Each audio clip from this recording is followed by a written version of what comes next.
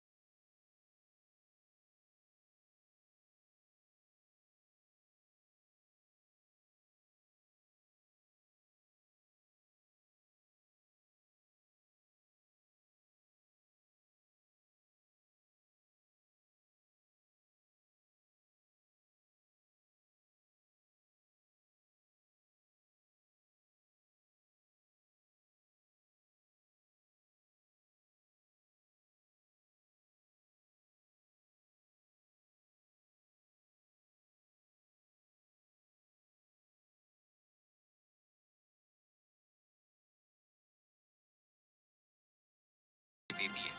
ये विमान उस पर हमला करके उसे पूरी तरह से डिस्ट्रॉय करने में सफल रहे।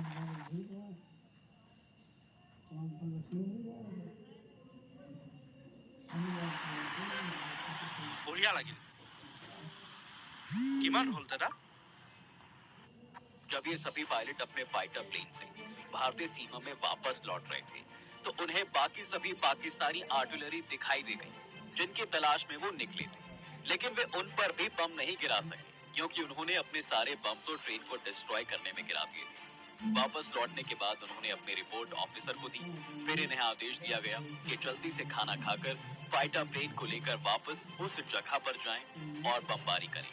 फिर इसके बाद नंबर 2 के फ्लाइंग ऑफिसर तारा फेरोज चिनॉय जब मेस में खाना खाने पहुंचे, तो देखा कि वहां पर अफसरों की भीड़ लगी हुई है और खाना खिलाने वाले लोगों को भी खाना खिलाने में दिक्कतों का सामना करना पड़ रहा है। हालांकि इसके पहले सुबह के मिशन में जाने से पहले भी उन्होंने कुछ नहीं खाया था। अब इन्हें भूख और प्यास दोनों लग रही थी। अब भी प्यास बुझाने के लिए वेटर से पानी मांगा, लेकिन वो इतना बिजी था कि उसने उनकी बात अनसुनी कर दी। अब चिनॉय वापस क्रू रूम में चले जाते हैं, जहां पहले से ही इन्हीं के डिपार्टमेंट के फिलिप राजकुमार बैठे हुए थे। इन्होंने चिनॉय से कहा कि तुम थोड़ा पानी पी लो, पता नहीं कि तुम्हें कब पानी मिले। उनकी बात मानते हुए चिनॉय ने जल्दी से 1 गिलास पानी दिया और क्रू रूम से बाहर आ गए। इसके बाद जब वे बेस पर पहुंचे, तो उन्होंने देखा कि उनके साथी पायलट अपने अपने फाइटर प्लेन की ओर बढ़ रहे हैं। उन्होंने भी तुरंत अपना फ्लाइंग गियर पहना और अपने फाइटर प्लेन पर सवार होकर चल पड़े। फिर से चारों ने अपने लक्ष्य को भेदने के लिए विमानों से उड़ान भरी और उसी इलाके में पहुंच गए जहां उन्होंने पाकिस्तानी आर्टिलरी देखी थी। अब ये सभी जैसे ही वहां पहुंचे, तो पहले से ही जैसे पाकिस्तान की एंटी एयरक्राफ्ट आर्टिलरी इनका इंतजार कर रही थी। उनके वहां पहुंचते ही ये सभी आर्टिलरी गरजने लगी। अब स्क्वाड्रन लीडर डीपीएस गिल ने अपने साथियों को रेडियो पर संदेश देना शुरू कर दिया। लेकिन इसी बीच चिनॉय को अपनी सीट के नीचे एक जोर का झटका महसूस हुआ। इसके बारे में दारा फिरोज चिनॉय अपनी पुस्तक escape from Pakistan a war heroes Chronicle में लिखते हैं, ये झटका ऐसा था कि जैसे मैं किसी खच्चर के पीछे खड़ा हूँ और उसने मुझे जोर से लात मारी है। अचानक उसी क्षण मेरे प्लेन का इंजन बंद हो गया और इंजन में मौजूद फायर वार्निंग लाइट चलने लग गई। मेरे विमान की जो गति थी वो अब तेजी से घटते हुए शून्य पर आ गई। मेरा कॉकपिट धुएं से भर गया और मुझे अपने पीछे आग की गर्मी महसूस होने लगी। अब मैंने तुरंत ये संदेश अपने साथियों को दिया। मैंने संदेश भेजा, I am hit, engine flame up. कुछ ही सेकंड्स में धुआं और गर्मी इतनी बढ़ गई कि ना तो प्लेन का इंस्ट्रूमेंट पैनल दिख रहा था और ना ही बाहर का कुछ नजारा। जब थोड़ा धुआं साफ हुआ तो मैंने देखा कि इंजन बंद हो चुका है और आग की लपटें पीछे से कॉकपिट में आ रही हैं। इस समय इनका फाइटर प्लेन जमीन से तकरीबन 2000 फीट की ऊंचाई पर था दोस्तों। इसमें 2 बाय 68 mm के रॉकेट पॉड रखे हुए थे और ईंधन टैंक लगभग 3/4 भरा हुआ था। अब ऐसे में अगर विमान नीचे गिरता तो मौत निश्चित थी। इतना सब कुछ देखकर एक सेकंड गवाए बिना भी उन्होंने अपनी इजेक्शन सीट का बटन दबाया और पैराशूट के सहारे जमीन पर आने लगे। युद्ध में किसी भी फाइटर पायलट को सबसे बड़ा डर मारे जाने का नहीं होता, बल्कि दुश्मन के इलाके में उसके फाइटर जेट के गिर जाने का होता है, वो भी उस जगह जहां अभी अभी हमला हुआ हो या हमला हो रहा हो। और सबसे बुरा होता है गुस्साए नागरिकों के हाथों पकड़े जाना। आगे चिनॉय अपनी किताब में लिखते हैं, जब मैं आसमान से नीचे आ रहा था तो मुझे राइफल की गोलियों की आवाज साफ सुनाई दे रही थी। बीच बीच में एंटी एयरक्राफ्ट आर्टिलरी के गोले भी मेरे अगल बगल से गुजर रहे थे। कई गोलियां तो मेरे पैराशूट को पार करते हुए निकल गई। कुछ सेकंड में ही मैं समझ गया कि वे लोग मुझे निशाना बनाने की कोशिश कर रहे हैं, लेकिन मैं बचा रहा।